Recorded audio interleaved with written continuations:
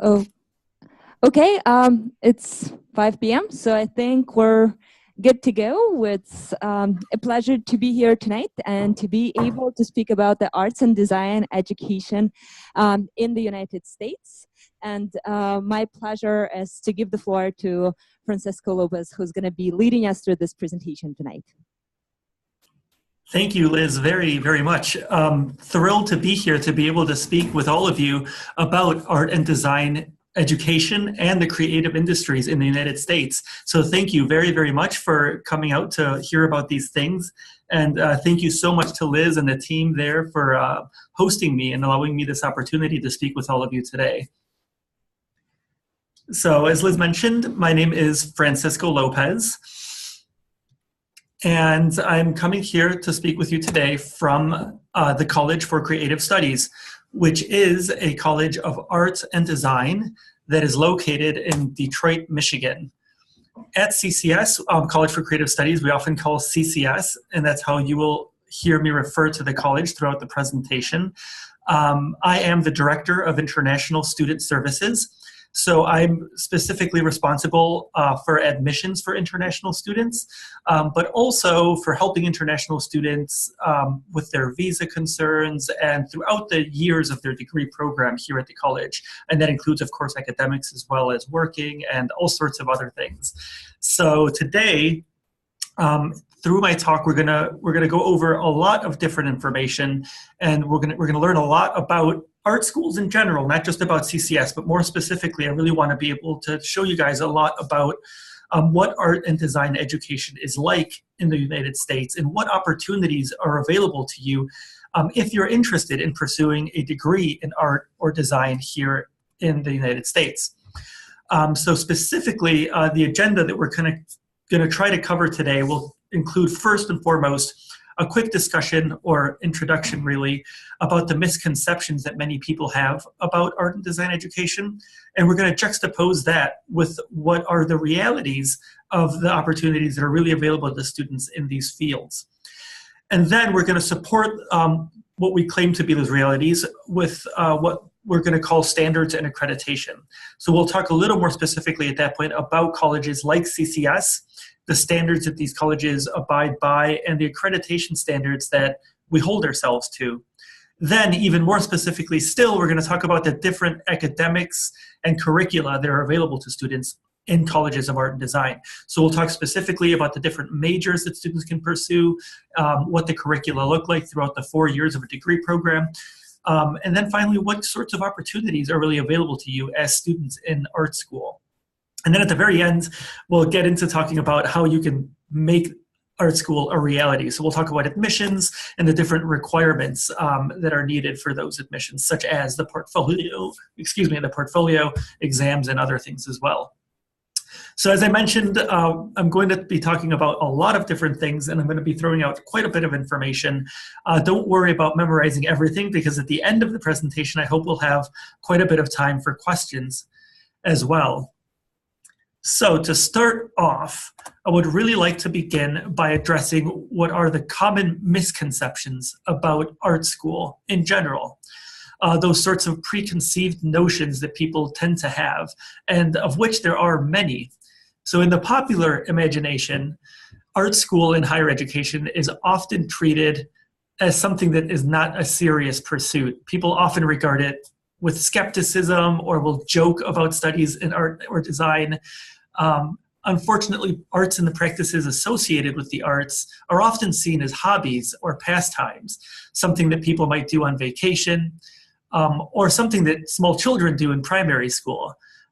Unfortunately, the arts are rarely given the intellectual weight that is so often reserved for studies in other, presumably more serious fields. When a high school student announces to their parents that she plans to study art in college, it's really rare that that sort of announcement is met by parents with relief, happiness, or confidence. Instead, parents are more likely to feel a degree of fear about the fact that their child wants to study arts. But why is that the case? Why should parents be afraid of their children wanting to study art and design? And is there anything beyond any kind of a logic around that? Is there any reason that that should be true? I'd like to begin by talking about these sorts of misconceptions, and the way that I like to start is by introducing you to an ad campaign that was actually put together by my college a few years ago. It's a campaign, an advertisement campaign that I think really taps into these preconceptions and addresses those fears that I just mentioned that are so often associated with art school. So I'd like to introduce you to some of the images that were part of that advertisement campaign. It's images like these that are supposed to be funny and really are quite clever. The reason I think that they're funny is because they really draw directly on those fears that parents so often have when their children confess that they're interested in pursuing art at college. Here's another example. So what's kind of funny about it is that the copy, as well as the images, they make it seem as though there's something dangerous about going to art school, right? That there's something to be afraid of. They draw a comparison with similar advertisements, which are more common and more often about things like drugs or crime, which it forms a comparison, which of course is completely absurd. But it's not entirely unfounded either, because as we mentioned, people often have these misconceptions about art school. And really, what is that fear about art school getting at? Why are people scared of art school and what that might mean? Really, the basic fear I think that parents have is that art school is not serious. Why should that be the case, though? Is it because in many people's exposure to arts is really just limited to elementary school? Do people believe that colleges of art and design are basically just expensive retreats where children can go to play with crayons? Certainly, playing with crayons is not the serious work for which US colleges are known for throughout the world, right? This infamous notion creates a basic premise that, at best, what people tend to think is that art school is not serious. But at worst, they might think that it's actually dangerous. After all, who isn't familiar with the story of Van Gogh, the famous story of his penniless death, that even he, who is widely considered a genius today, was not recognized in his own time, but on the contrary, he was condemned to a life of poverty and misery. Parents, understandably, don't want their children to end up like Vince, poor and miserable and missing an ear, after all. They want college to prepare their students for successful futures, to make them serious, successful adults. And if it's not the image of children playing with crayons, it so often is this image of someone like Van Gogh or Johannes Vermeer, that's what the other painting in this slide is from, of artists that were not successful, right? That's the sort of stereotype that so many people associate art school with. So the fear in real terms really is that people believe there's no future in art, that there are no jobs available, that creative people who follow their passion might end up penniless, homeless, or even worse. But surely this can't be the case, can it? The reality, as I'm going to try to show to you today, is that these fears are completely unfounded. And that if we look at the evidence, if we look at the numbers, statistics, and research surrounding studies in art and design education, there's nothing to support those sorts of preconceptions or fears. On the contrary, I will demonstrate to you now that the opposite is true, that the opposite is, I think, emphatically true. So let's move on to now talking about the realities about colleges of art and design and education in art and design in the United States. Art colleges certainly are not in the business of producing starving artists. They're not in the business of serving as daycares for children who want to play with crayons either. On the contrary, colleges of art and design produce professional, career-driven, dynamic graduates, serious entrepreneurs, and business people. So let us begin by addressing the notion of the so-called starving artist. The premise there is that there are no jobs in the arts, right? That's what people always seem to be saying. But can this really be true? I mean, if we think about it, what object with which we interact every day is not somehow touched by an artist or a designer? Did anyone in this room make coffee in a coffee pot this morning? Well, that pot had to be designed by somebody, and more than likely it was designed by someone who graduated from an art school. What about the clothes that you're wearing, the very chairs you're sitting in, the rug beneath those chairs, or the walls around you in the room in which you're sitting now? Perhaps some of you arrived at this event today in a car or via mass transportation. The truth is that all of those things had to employ artists and designers to make them possible, to make them a reality. None of these things can really be produced without artists and designers who, of course, had to graduate from art school. So to support this claim, let's look at some numbers. Let's look at some real evidence, things that I believe are going to demonstrate to you that the creative industries really are thriving. So today, there are currently about 25 million people working in the creative industries in North America alone. And this number is projected to increase to over 28 million by 2020. That's an increase of about 15%, of more than 15%, sorry, over just the next 3 years. This alone is quantifiable evidence to demonstrate that the arts form a dynamic and growing sector of the global economy. So how does this translate to college statistics? Let's take a step back for a moment. The misconception about colleges of art and design was that they're not serious, right? The reality here also, in fact, is not true. In fact, if we look at some pretty basic statistical categories, we'll find that art schools fare much better, in fact, than other four-year universities and colleges. If we look at average freshman retention rate, this is the average rate at which freshman students return for a second year of college. At colleges of art and design, we're looking at a rate of about 82%, compared with the national average, which is only 74%. Next, let's look at graduation rates. So the average graduation rate from colleges of art and design in North America is about 64%. At first glance, that number seems lower than it should be, right? That doesn't sound very good. However, if we compare it to the national average, when we think about other four-year universities, the national average is only 54%.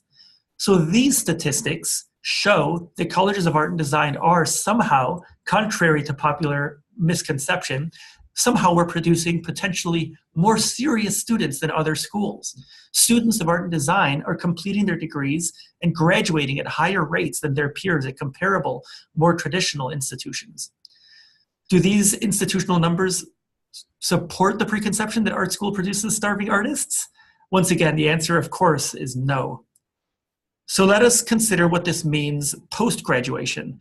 After all, these institutional statistics are really nice, but another fear that people have about art school is that no matter how well the students might do at college, are they getting jobs after college? That was the other fear, right? So let's think about after graduation for a moment. So unemployment rates. At CCS, the college that I'm from, we offer four-year Bachelor of Fine Arts degrees, also known as BFAs. Unemployment rates in the first 2 years out of college, studies have shown, is only 7.8% among students receiving BFAs. If we fast forward to 3 to 4 years out of college, that number changes to 4.5%. And for graduate students, we're looking at just under 5%. These specific statistics I'm quoting here are from a survey that was conducted by Georgetown University, the Center on Educational Workforce, about 7 years ago. To put it the other way, the employment rate, as opposed to the unemployment rate, at a school like the one that I'm from, CCS, is actually at 95%. That means that 95% of graduates from this school are working in the arts, in the creative industries. That's a very high number, actually. Let's look at another study. So a 20-year survey from Vanderbilt University, which you see on the screen now, shows that not only are art school graduates working at very high rates, it also demonstrated that the specialized degrees that art school students receive are landing them employment specifically in their chosen fields. So a 20-year survey, which was conducted from 1990 to about 2009, showed that 83% of art school alumni were working full-time in the arts, even 20 years outside of graduation. This evidence is largely supported also by published studies from the Association of Independent Colleges of Art and Design, also known as ACAD for short. I'll talk more about ACAD in a little bit. But ACAD has been able to support studies referenced in the previous slides from Georgetown and Vanderbilt with very similar findings.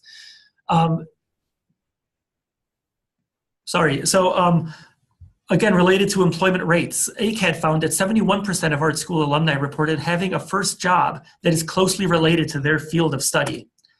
That's compared to only 27% of graduates from other more traditional four-year universities and colleges. Now that's a resounding difference, right? And it shows that art school is really preparing students to go into jobs that are closely related to what the students are studying. Furthermore, a couple more statistics about graduates from art school. Entrepreneurialism, as well as globalization and internationalization, have been theorized as important pillars of innovation economies. And art schools are really preparing students to thrive in just these sorts of economies, which are being theorized today as the economies of the future, truly. So about nearly 20% of art school graduates tend to find their own businesses. This is on average. And over 23% of graduate students in the arts are international. So again, these are statistics that demonstrate really that studies for students in colleges of art and design are not only very international and sort of preparing students for industries in a globalized economy, but also preparing students to really be entrepreneurial, which is becoming increasingly important these days. Art schools across the United States, therefore, I hope I'm demonstrating so far, are creating professional, dynamic, creative problem solvers that are really prepared to enter their chosen industry as soon as they graduate. Art school curricula and support services on campus at schools like CCS provide students with the tools required to succeed and thrive in the real world industry. And the statistics are really supporting that that is true. So let's turn our attention now to how institutions of art and design operate to try to understand better how schools like CCS are able to make this happen. Let's take a look next at standards and accreditation. Art school curricula are rigorous. Expectations are tremendously high and workloads truly are heavy. The pressure on students is significant, but they're not without resources to help them succeed. The pressures and expectations that are placed on students are really mirrored by those that these niche institutions place on themselves. So before we get to talking about student services specifically and the student experience at art school, let us talk first about institutions like CCS, Colleges of Art and Design. So accreditation and standards. First of all, accreditation. Reputable art schools like CCS are accredited by the same regional associations that also accredit public universities in the United States. So CCS, which is located in the state of Michigan, is accredited by the HLC, which stands for the Higher Learning Commission. And this is the same association which is responsible for accrediting also institutions like the University of Michigan, for example, and other state universities in the Midwest of the United States. However, in addition to this standard accreditation, which is really standard and goes without saying for most colleges, we are also accredited by NASAD, which stands for the National Association of Schools of Art and Design. This is an additional accreditation that art schools must meet. So already we're seeing that the standards to which art schools are held already are kind of stricter and higher than what we tend to find in other larger universities. In addition to these accreditations, art schools often also have programs that are individually accredited. So for example, at CCS, we offer a major in interior design, and that particular major, in addition to those other accreditations, is also accredited by CIDA, the Council for Interior Design Accreditation. Another one that many art schools abide by is NAAB, which is the National Architectural Accrediting Board. So these specialized accreditations speak really to an institutional commitment to staying current and remaining engaged with industry. These reflect the sort of relationship that art schools must maintain with the industries that they are providing. We'll talk a lot more about industry in a little bit, but before we move on from accreditation, I also wanted to talk a little bit about another agency I'd like to introduce you to. This agency really figures quite prominently in the world of art and design education. This is ACAD, which I mentioned a few slides ago. ACAD stands for the Association of Independent Colleges of Art and Design. So what is ACAD? The Association of Independent Colleges of Art and Design is a nonprofit consortium of 42 leading art schools in the US and Canada. It was founded back in 1991 by a group of presidents from prominent art schools throughout the US and Canada. These schools were structured similarly, and they felt a need to come together so that they could mutually develop their curriculum and programs. And the mission really of ACAD is to help these institutions strengthen one another so that individually and collectively, they're able to better inform the public about colleges of art and design, as well as the value of studying art and design and the opportunities that these sorts of colleges are able to provide to students. Founding principles were to advance excellence in art and design education by upholding a similar set of standards. These standards are in part met through multiple accreditations. So in order to be an ACAD member school, colleges must be accredited both regionally as well as by NASAD. Colleges must be private and nonprofit, freestanding and independent. And as I mentioned, accredited by NASAD as well as whatever the regional accrediting agency is in that part of the country. So ACAD is a really, really good resource for students like you who are interested in studying art and design but don't know how to find the right school. By visiting the ACAD website, you're able to search information about all the member institutions, which, as I mentioned, is over 40 different colleges of art and design across North America. So if you're interested in a particular major, you're able to find out who offers that major, where those schools are located, statistics such as the size of those institutions and the success of their alumni, as well as all sorts of other helpful information.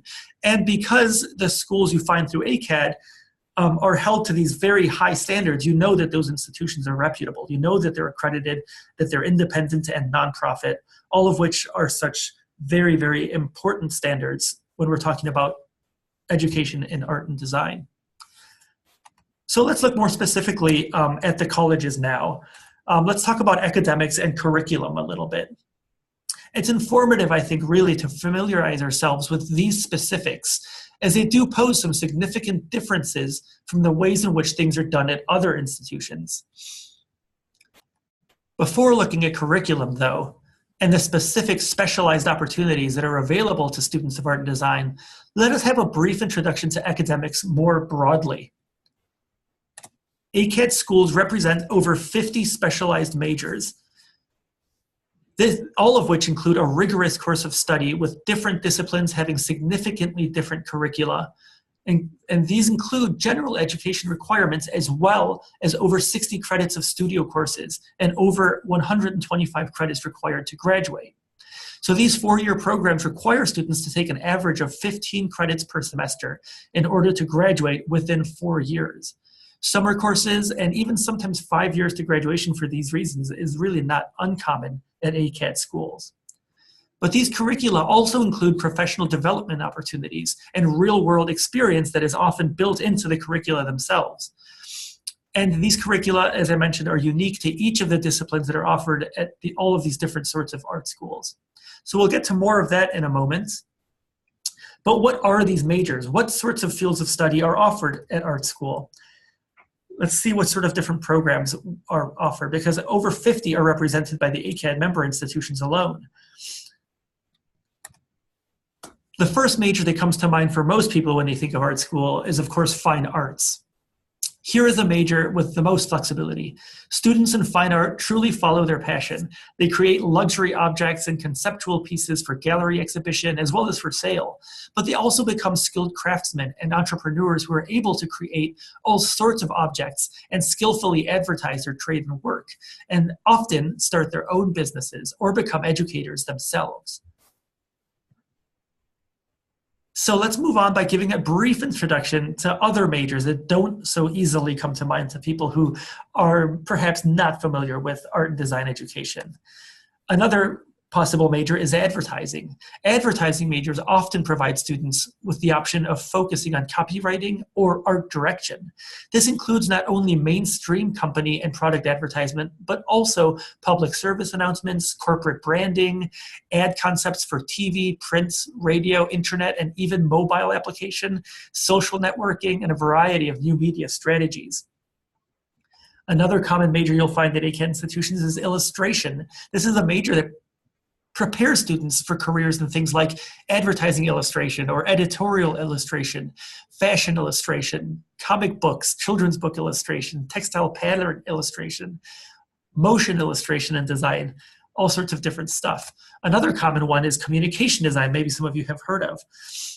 This can include things like design planning strategy, branding and identity design, motion design, editorial design, and communication design includes or is sometimes referred to as graphic design, interaction design, and even motion design.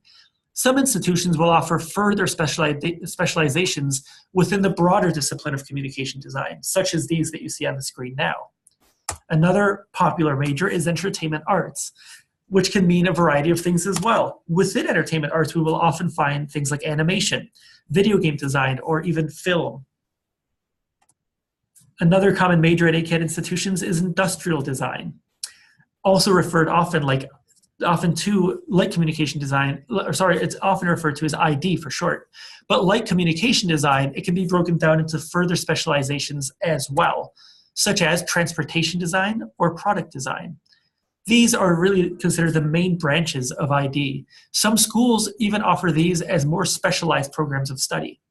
Transportation design, for example, is the study and design of automobiles and vehicles, boats and airplanes, even mass transit systems, while product design can include almost anything we might consider to be a product.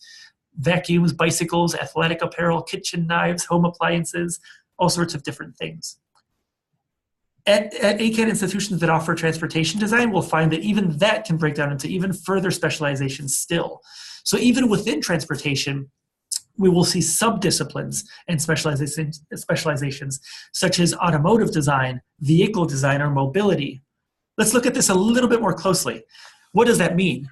Automotive tends to mean cars. Vehicles might be things like tractors, farm vehicles, landscaping vehicles, construction vehicles, whereas mobility can be referring to things like mass transit or shared transportation systems. Mass transit might include trains or streetcars, while shared transportation systems can include things like Uber and Lyft. This concept of specialization that we see within particular majors is mirrored by curricular development as well. Curricula at art and design colleges are designed in order to gear students toward increasing specialization, taking individual aptitudes into account, but also ensuring that specializations are clearly applicable to current industry trends and standards. In other words, the curricula at art school are often designed and developed in collaboration with industry. Close ties to industry are crucial to art school specialization as well as to student success. So let's move on to speaking about curriculum a little bit. Curricula at art and design colleges are not like those found at traditional research universities, and they can in fact be broken down into specific components to really try to get a better understanding of how they are designed. As students advance through a 4-year program, the required courses will include things like foundation, also liberal arts, and finally, studio. So I'll get into more specifically what each of those 3 pillars means in a moment, but these are the 3 basic components of art and design curricula. The curricula within each of the majors is specialized and targeted. It is iterative and highly competitive. Through the course of a 4-year degree program, the basic trajectory can be plotted like this. The development will move from an initial year of research and exploration to eventual refinement and execution of a specialized plan, a plan toward which a particular student may gear his or her portfolio. If a transportation major, for example, has a focus on mobility, the focus may not be evident from the student's degree, but will be obvious from the student's transcripts and, more significantly, through the student's body of work, which is collectively referred to as a portfolio. So anytime a student graduates from a College of Art and Design, they will be equipped with a specialized portfolio to reflect exactly what they did through their degree plan, and which will be geared, of course, to advertising the student to the industry, to trying to ensure that they get a job that matches well with their specialization. So as I mentioned before in the previous slide, throughout the degree plan, all students will follow a basic course of study that incorporates these pillars. These 4 pillars. I mentioned 3 before. There really are 4 though. So for those of you who are not familiar with art and design education, let's talk a little bit about what each of these means actually, beginning with foundations. First and most importantly, all students, regardless of their chosen major, will begin with foundation classes. These are basic introductory requirements in drawing, learning to use the wood, glass, and metal shops, basic 2D and 3D design. Essentially, these foundation courses provide students, regardless of their major, with the basic competency in the foundations of art and design generally, right? So even if someone is going into a major that does not include drawing, it is still important for them to know drawing and to know how to develop designs through drawing and through each of these different sort of basic foundations of what we consider to be art and design. And what is more common, however, though, when we think of the foundations year, is that at American institutions, certainly, the foundations requirements are embedded into the larger curriculum. In this way, students enter college with a chosen major already. Generally, students are required to choose their major at the time they begin. And so they begin taking classes in their chosen major at the same time that they're already taking classes in foundations as well. So in this way, because you're taking classes that are very general foundation classes together with major classes, specialization starts very, very early. In addition to foundations, what is common to all majors are the liberal arts. No matter what the chosen discipline a student might have at art school, all art students must also take classes in science, math, the humanities, history, and more. Such as is the case at traditional universities, colleges of art and design also adhere to the philosophy that higher education should equip students with a well-rounded holistic education, in addition to the specializations of their chosen major. Students at art school can minor for this reason in things like art history, creative writing, and even graduate with a concentration in business, which is not uncommon. Studio classes are the requirements of a student's chosen major. So every semester, students will take at least 1 studio course. And studio courses have even stricter requirements in terms of what the student must complete than those other courses we just talked about, such as liberal arts. More specifically, contact hour requirements for liberal arts classes at College of Arts and Design are 45 hours per semester. However, an equivalent 3 credit hour studio course has a 90 contact hour requirement. That's twice as much contact hours that the student is required to be working, basically, toward the completion of a studio course. Embedded within these curricula also are professional experiences. I mentioned earlier that close ties with industry is very, very important to art school. These close collaborations with industry tend to manifest themselves in a few different ways. For example, all majors tend to offer what is called industry-sponsored studios. This is true at most ACAT schools. Certainly it's true at the College for Creative Studies. These are studio courses in which students are able to work directly with professional designers and artists. These courses are sponsored by specific companies. Course requirements and projects are designed by the companies, and instruction is provided by real designers and artists. These courses present unique opportunities to work on real-world projects, but also to gain professional development and exposure for the students. Furthermore, professional internships and other development opportunities are often required components of curricula within specific majors.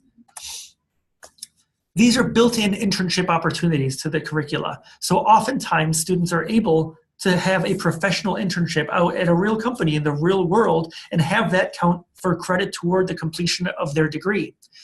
And this is also great for international students because work authorization on a student visa is not easy to get. However, when an internship can be counted for credit toward a degree, that makes it easy for students who are international and on visas to be able to get the necessary work authorization to take advantage of those professional opportunities. Art schools really pride themselves this way on industry exposure and the ability to offer their students real-world experience as part of the degree plan. Industry connections and exposure to professional experiences are so important in these fields. just like students in art and design learn the specifics of their disciplines through through methods that stress hand-on, experience-driven practice, so too these same students are given real-world experience within the classroom, but also beyond the college campus, working for real companies. Again, to use my own institution as an example, last year alone, CCS welcomed over 227 companies to campus. These were over 200 world-renowned institutions were on campus for a variety of reasons. You can see their logos of a handful of these companies on the screen right now, and you'll probably recognize most of them. They visited campus last year for a variety of reasons, as I mentioned. Sometimes it's to provide industry-sponsored projects in the classroom to students, also to host things like design competitions. Representatives from these companies come to campus to attend student exhibitions and portfolio days to meet students and get to know their work, and also to attend something called industry days, which are very special events that are hosted at ACAD colleges of art and design. Industry days are special events that occur that invite companies to campus to tour student studios. Students prepare presentations of their work to showcase their portfolio to these industries. Representatives, which include executives, designers, and others, will visit to get to know the students and get to know their work and see what the students are doing in class. You can imagine this is an excellent opportunity for students, but it's not too bad for the companies either, because they normally use this opportunity to select interns for upcoming projects, or to offer employment to graduating seniors, or to hire students to work on summer projects. This is a really strong component that leads to employment after graduation. And for international students, it can't be stressed enough how important it is for schools to be able to provide this opportunity for them to meet representatives from companies and be able to really get that sort of exposure. As many of you may know, when international students on student visas graduate from American institutions, they get the opportunity to stay in the country, to stay in the United States for what's called optional practical training. For those of you who may not be familiar with immigration, this is a year after graduation that students can use specifically just to work after their studies are complete. It's a full year, therefore, to gain practical experience in your field of study. In addition to that 1 year, people are often surprised to learn that some majors in colleges of art and design are even eligible for STEM extension. What's a STEM extension? STEM actually refers to science, technology, engineering, and math. That's what the acronym refers to. It doesn't seem like it applies much to arts, since it doesn't include arts in the acronym, but the truth is that many art school majors, well, some art school majors anyway, do qualify for these extensions. And this is a really wonderful opportunity specifically for international students, because it means that with that extension, after you graduate from an American college, you can actually stay in the United States and work for up to 3 years, actually. The majors that qualify for these extensions are those with high technological competencies that really, really require the students to learn basically technology and science related to design. So while the BFA, or Bachelor of Fine Arts degree, may be the most common undergraduate degree, it's not unusual, in fact, to find degrees also as Bachelor of Science degrees at different art schools. These degrees are often reserved for those visual arts that require high competencies in things like science or engineering or even math. And again, the very, very specialized, highly specialized programs of study that are available at art school do often prepare students for these sorts of extensions. So moving on from there, I hope that by now you're thinking, how can I become a part of all of this? So let's conclude with a few words on admission requirements. For those of you who might be more familiar with the sorts of requirements of admission at other sorts of traditional universities, you'll find that these requirements are quite different oftentimes at art school. And I know that they sometimes will present a real kind of, not problem, but a challenge, I guess, to meet these requirements. But that's not really necessarily the truth either. So I hope that I'm able now to move on to prepare all of you with the knowledge of what admissions requirements to art school really are like and what they mean. So first of all, any student who's interested in art school must realize that the admissions process takes everything into account. Art schools do look at grades and grade point averages. We also look at exam results. We don't look just at portfolio. So just because a student draws really, really well, that doesn't necessarily mean that that student will meet the admissions criteria for a College of Art and Design. It also means that a student who's interested in art school, though, cannot use that as an excuse to stop paying attention in the math class. Like I mentioned, math and history and science and courses like those will be important in art school as well and will be required. Exams are another requirement. For international students, an English proficiency exam like the TOEFL or IELTS usually will suffice. However, if a student has completed high school at an English language institution, the student may be required to take the SAT or ACT, depending on which college they're applying to. But generally speaking, if you've already taken a TOEFL or an IELTS, that will suffice for the exam requirement. The third requirement on the screen now is the portfolio. This is the one that tends to give students the most sort of trepidation and the students tend to be the most kind of self-conscious about. But I wanted to demystify that a little bit. Let's talk about portfolio. Many students who might otherwise apply to art school find the portfolio requirement as to be a roadblock. This is a shame because the requirements of a portfolio for admission are so often misunderstood. Many students do not know really what's expected of them in this case. What I want to say today, which is very important, is that you should realize that an admissions portfolio generally, it doesn't even need to include work that's related to your chosen major. So if you, as a high school student, have already done art in high school, chances are you may even have a sketchbook already. If you have a sketchbook and artwork you've completed in high school, then you have a portfolio. What colleges of art and design are interested in seeing is the student's work. We're not interested in seeing advanced work that already relates to the major you're interested in studying. Really what we're looking for is work that includes stuff like this, that shows intention and commitment, the fact that you really have a true interest in art or design. Let's use a comparison, for example. If a student wants to be a surgeon, a medical surgeon, it's not required that that student know how to perform surgery at the time they apply for medical school, is it? So this is true as well of art and design schools. It's not assumed that a student who is interested in transportation design, for example, must already be able to design a car. On the contrary, it is the place of the art school to ensure that the student is able to learn that in art school and be able to do so after graduation, not before admission. So, what should a portfolio include? Drawing is one of the very highly advisable components that tends to be very well received in a portfolio. This can be from imagination, but students should be practicing drawing from observation as well.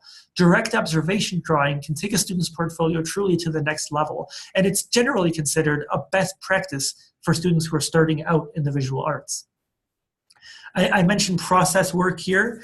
This can be as simple as work from a student's sketchbook that gives us an idea as to the student's thought process and workflow. Advanced portfolios will include process work that demonstrates the way that you think about your work, the way you create your ideas and your concepts. I mentioned variety here. This is not always an advantage, though. People often think that they must have variety in their portfolio, but that's not really true. Variety can be a bad thing, in fact. And it's not worth including variety simply for the sake of having it. It's really much better for a student to be confident in one medium than it is to have many mediums that are not so good. I hope that that makes sense. So, for example, if you're an excellent painter, there's no reason to include mediocre photography. Focus on painting, or vice versa.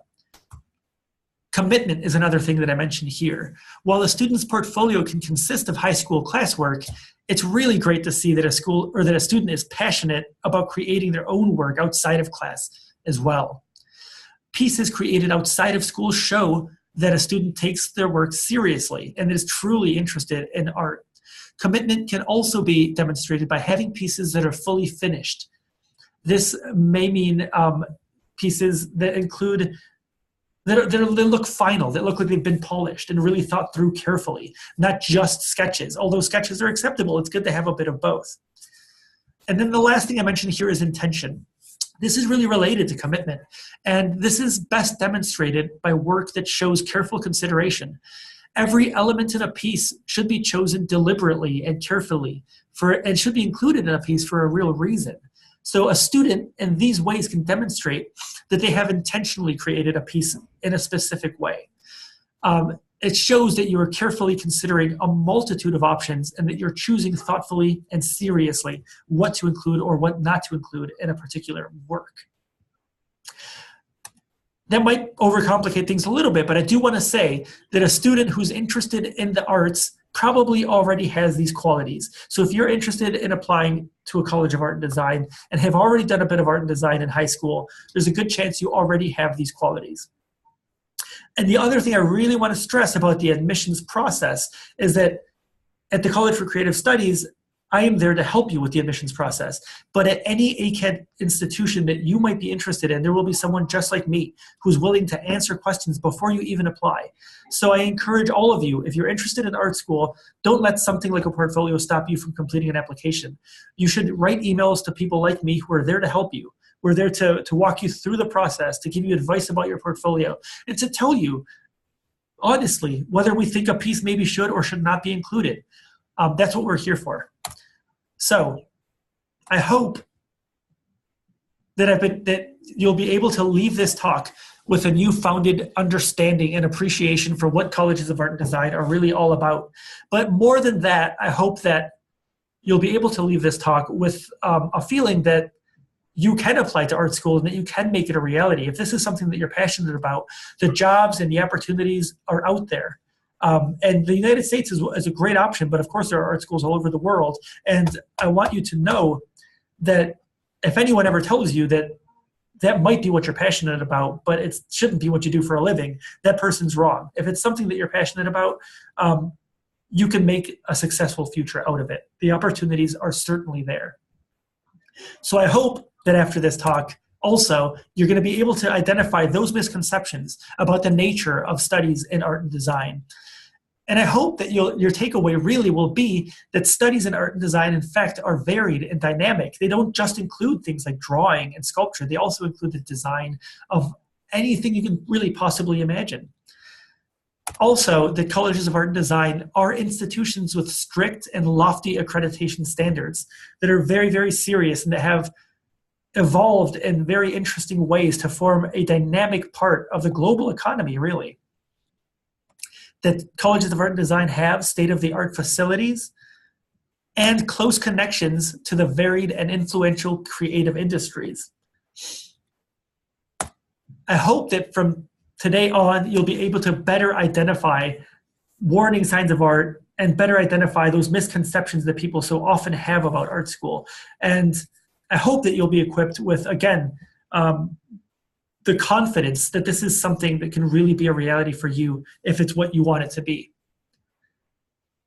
So I hope that we've saved enough time here at the end to move on to questions. I know that was fast and that there was a lot of information there, so I'm hoping that we have lots of questions and some discussion as well.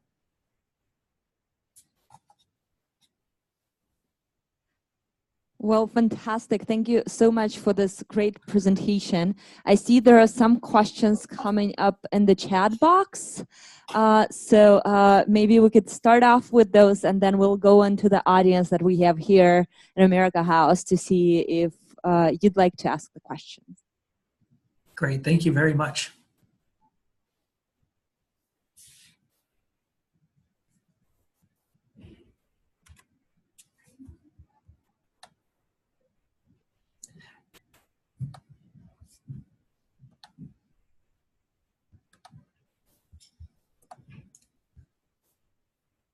Should I be able to see the chat box? Sorry, Liz. I don't see it. Perfectly fine. Yes, it usually appears in the top of your screen while you're sharing the presentation. So if you move the mouse up to the top, you should have a drop-down menu with the chat box included. But the first question I see here is a question about the graduate programs in art and design, and the question whether or not somebody who is switching degrees So I'm assuming that probably refers to switching the field of Right. study in a way. If somebody like that could enter a master's degree in arts and design. Well, actually, yes, that is definitely possible. And in fact, it's not uncommon. We often find that people who finished an undergraduate degree in a field like engineering or something like that that has nothing to do with art and design, they come to graduate from that degree and then realize that it's not what they expected. They actually are creative individuals who were hoping for really something quite different. And this is not uncommon. So with an undergraduate degree, a student is qualified to apply for a master's degree program, certainly. And many ACAD institutions, I know for a fact at mine, the College for Creative Studies, we even offer an additional year to tack onto the MFA program for those students who may not have that art and design background. So to give you an example, it's pretty common for us to receive applications from engineers who are interested in switching to transportation design for a graduate program. For those people, if they have no background in art and design, as opposed to entering a 2-year master's degree program in transportation, they will have the option of entering a 3-year program with an initial year that will prepare them for the core 2-year master's degree program. So it will basically be a year for them to catch up to their other peers who already have 4-year degrees in arts and design, all in 1 year, and then get prepared to really enter the program and hit the ground running. Right, so certainly opportunities like these are available, and the 3-year option is not always required. That depends really on an individual's background. So I know that that's a long answer, but to make it short, just because your undergraduate degree is not in art or design, that doesn't mean you can't pursue a master's degree in art and design. You certainly can. Fantastic, thank you. And there was also a question about financial aid opportunities for applicants for arts and design degrees. So if you could maybe address those. Absolutely. Before I move on to the question, I found, I think, what is the Q&A box from the menu. But when I open it, I don't see the questions, which is okay. I don't mind you reading them to me if you don't mind. Yeah, that's perfectly fine. It's the chat box, not the Q&A box. So it should be by the Q&A box. Oh, I see now. It's under more. I found it. Okay. Okay, great. So to talk about financial aid now for international students. There are opportunities at ACAD institutions. The vast majority of those opportunities tend to be sponsored by the individual colleges of art and design themselves. So to use my institution as an example, there is a great deal of scholarship opportunity, which is the same basically for international students as it is for non-international students. At an institution like mine, about 98% of students receive some form of financial support from the college. Usually that's merit-based scholarship. So the better that a student's application is, the higher their scholarship may be. But there is a lot of that sort of opportunity. In fact, it's very, very rare for a student to be admitted to my college and not receive scholarship. Like I said, about 98% of students receive something. And that can vary quite a lot, right? It could be a small annual amount all the way up to really full tuition. There are even full tuition scholarships available. And there are, in addition to that, even other opportunities that may not necessarily come directly from the college. So to go back to graduate school, for example, there are outside grants that are often offered to incoming students, as well as opportunities to work on campus for the college, whether that be in a classroom or in an academic department or at the library. So there are a variety of opportunities to help students with the cost of attendance. Great. Do we have any questions in the room? Somebody who'd like to jump in and ask our speaker while we still have you online?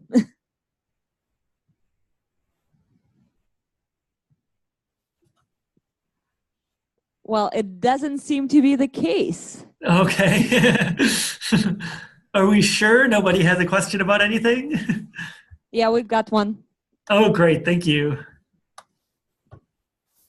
Hi there. I wasn't going to say anything, but now I'm curious as no one else wanted to ask anything. What's your opinion on the future of art and design, especially given the advancements made in the field of AI and general AI?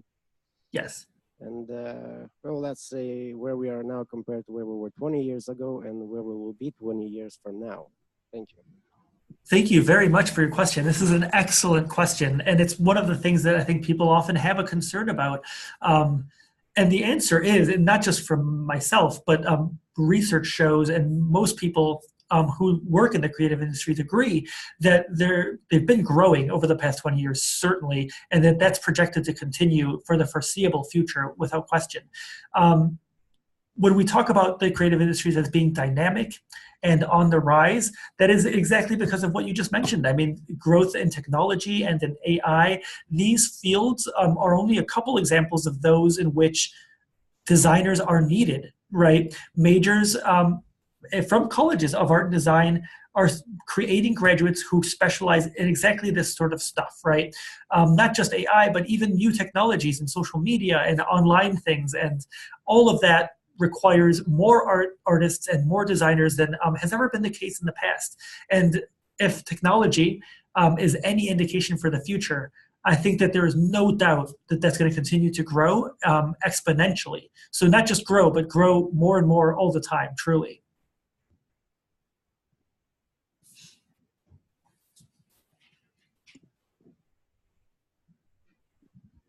Any last minute questions?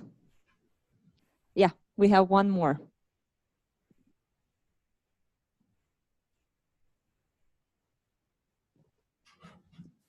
Do you know only CSS, graphic design, or some more? And did you have a lot of rival on your career path? Yes. Did we have did our students in those majors have a lot of success in their career path? Is that what you said? Sorry.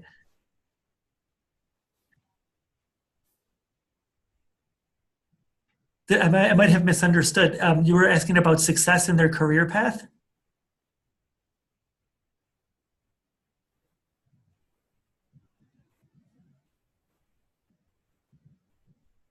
Yeah, you got the career path question absolutely right.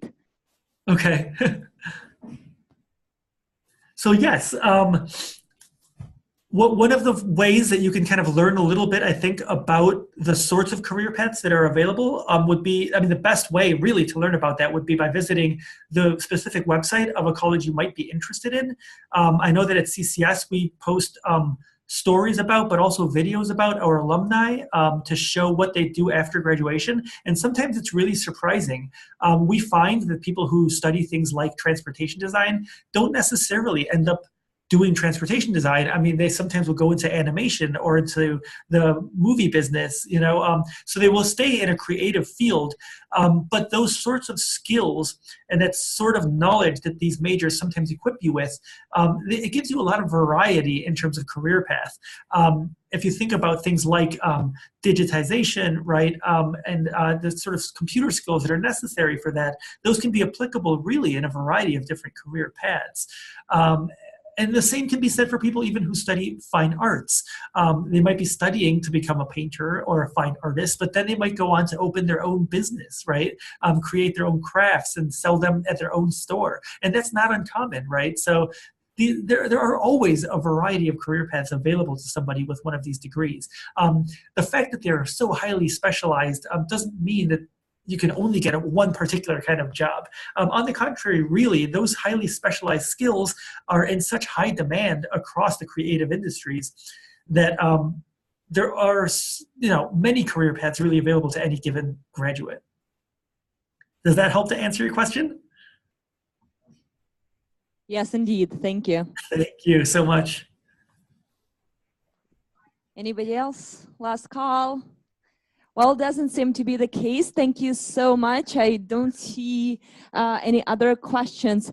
Oh, there is one more question that just came into the chat box. Okay. So the question is whether you have postgraduate education programs in art industry. So I guess that refers back to more of specific graduate programs you offer. Right, absolutely, yes. So we have only 4 graduate programs at the College for Creative Studies. But if you look at ACAD institutions, some have tens of graduate programs, right? And there are so many different master's degree level programs available out there in art and design. And you'll find, I think, that when you look at graduate studies at different colleges of art and design, they can vary quite a lot from one institution to another. And you'll find that different institutions have different strengths. Like at CCS, we're famous more than anything for industrial design, really, specifically transportation and products, even though we have 13 different undergraduate majors. But then for that reason, if you look at our graduate school, the 4 majors we offer for the master's degree level programs are all somewhat related really to industrial design. So we offer an MFA in transportation specifically, also an MFA in color and materials design.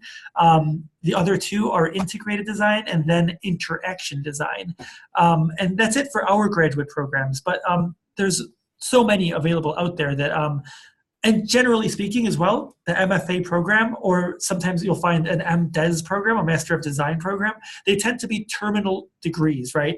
So with a master's degree program, you've sort of reached the top. There is no real PhD usually in art and design. And yeah, these are programs that prepare you to enter the creative industries, right? They're designed for individuals who already have a background in art and design and oftentimes may already be working in art and design. With that option, like I mentioned before, of entering a 3-year program for those people who maybe don't have that specialized background. I hope that helps to answer the question. Surely does. Well, thank you so much. There doesn't seem to be any more questions. Hold on, is that? Something came into the Q&A box, so we've got stuff all over. Oh, I see. That's okay. Okay. Is it hard to start a business in the US? So if you were to attend art school on a student visa, you have the option of starting your own business after graduation. And in many ways, it's not necessarily more difficult than it is. I mean, it is, how can I put this? With your student visa, you have the option of doing it, but there are visa and immigration requirements that a student would have to comply with. So for that reason, starting a permanent business can be tricky because visas tend to have expiration dates, right? However, during that period of OPT that I mentioned in my presentation, which is the 1 year of employment after graduation, a student can use that year to begin their own business. And actually starting the business is very similar for an international student as it would be for a domestic student. It's not really that different, in fact. And they can qualify their own business, their own entrepreneurial project for OPT. And at the end of OPT, they can, if their business is successful, qualify to have their visa extended as an entrepreneur, right, to be able to continue their business. And then, you know, to keep it going, they would have to have their visa basically reapproved and renewed on a fairly regular basis before they're able to apply for something more permanent. And that's the part that's a little bit harder for international students because of the whole visa requirement thing. So starting a business is a possibility, and it's not uncommon. Keeping it going can get complicated because of immigration, to be perfectly honest. Having said that, at colleges like mine, in addition to admissions, the other thing that I do is help students with their visas and their immigration status. A person like me will always be available to help students with those questions about immigration related to working, related to starting a business, and related to extending their visas to make sure that business is successful. So we're here for that reason, right? To really try to help you guys succeed even after graduation. You don't need to think that once you've graduated, you're not going to have a support system. The truth is that you will certainly have a support system at the college even after you've graduated. Fantastic. Thank you very much. We have one last general question that came into the chat box. So maybe you'd have an advice on the best ways to prepare for admissions for some of the prospective applicants. Yes, absolutely. So the best way to prepare for admissions. I see it now. Yes. Okay. really the first thing is to do the same thing you would do for most schools, and that is to focus on grades, right? Because like I mentioned in my presentation, your grade point average and exams and graduation from high school are going to be one of the first things that even colleges of art design are going to look at. So grades are still very, very important. And so that's the first thing. The second thing, of course, is the portfolio. And how do you prepare for your portfolio? Well, if you already have art education in your high school, then you're probably already creating art, which means that you already have the foundation of a portfolio, perhaps at your disposal. In addition, the more work you're able to create outside the classroom, the better and stronger your portfolio is going to be. Because again, a stronger portfolio is not necessarily one that has better skills. It can very easily be a portfolio, in fact, that simply shows more commitment and more passion about what you're interested in. So drawing outside of class and trying to finish projects on your own, coming up with your own ideas, and trying to create unique pieces, these are the kinds of things that set a portfolio apart, right? And the more of that you can do, the better. The sorts of exercises I would really recommend for someone who may not have a lot of portfolio work is drawing from observation, really first and foremost. That can be, drawing a family member who might be willing to sit for you, or objects, creating a still life and actually drawing from observation while you're looking at the objects in front of you, but also maybe taking your sketchbook out on the street and trying to draw life around you as it's moving. That can be a challenge, but it's a really, really interesting exercise. It can be a lot of fun, and the more that you do it, you'll find the better you're going to get at it. And those sorts of exercises can really set a portfolio apart, because it shows that you're working on your discipline. It shows that you're committed to getting better, and that you're interested in really kind of trying to do your best. Those, I think, are my main, but besides that, one other thing I want to say. No matter what you read online about portfolios, no matter what your other art teachers might tell you, how to decide what to include in a portfolio and what not to include is a very personal decision. And the best advice I can possibly give you, I think, is that you should include what you are most proud of, right? So if there's something you've worked on that you are proud of, that you think showcases you as an artist and kind of communicates to us how you think of yourself as an artist, then that's the kind of stuff you need to have in your portfolio, right? It needs to be personal, it needs to be about you, and it needs to be the stuff that you're proud of. Of course, if you're in doubt, you should email a person like me, and I would be thrilled to look at your portfolio and make even more specific suggestions about your work in particular before you submit it. Again, admissions people like me are certainly available at most ACAD schools, well, all ACAD schools, and we're happy to look at portfolios before you submit them, before they're final, to make sure that your application is, as strong as possible, really. Fantastic. Thank you very much for those really great advices you've given. And I guess, obviously, just to add to that a little bit, if anybody here in Ukraine needs a hand in figuring out what your transcript should look like, or any other regular thing besides your portfolio, we're at Education USA always happy to help with that, just to make sure that you guys are getting all of those stuff right. At this point, doesn't seem like there are any other questions. So I just want to really thank you from the bottom of our hearts for making this wonderful presentation tonight. It was really, really interesting to have you with us. So thank you very much. And I hope we'll find more opportunities to cooperate. Thank you so much. I also look forward to more opportunities to cooperate, and I thank you from the bottom of my heart. I'm really honored to have been given this opportunity, and I'm so happy to see that the room looks pretty full, a good turnout. So thank you everyone for coming. Thank you so much to Education USA for hosting me. I couldn't be happier about this, and I hope that we'll do it again soon. And also, I wanted to share my contact information, which might be available there. I don't know if you have it for them, Liz, but if not, I hope that you can see it here. If you want to email me with any questions you might have, or even call me directly, as I mentioned, I do admissions, and so I can help with things like portfolio and your online application, but I also do immigration. So I'm definitely at your disposal if you have any questions about visas or any of that sort of stuff as well. All right. And I know that Liz ought to have my contact info too. So please feel free to visit the center there and definitely stay in touch with them. They are a priceless resource to have so close to you. So definitely keep in touch with them and with me also. Thank you. Thank you very much. We'll be happy to share your contact details with everybody interested afterwards as well. Thank you. And everyone, have a good night.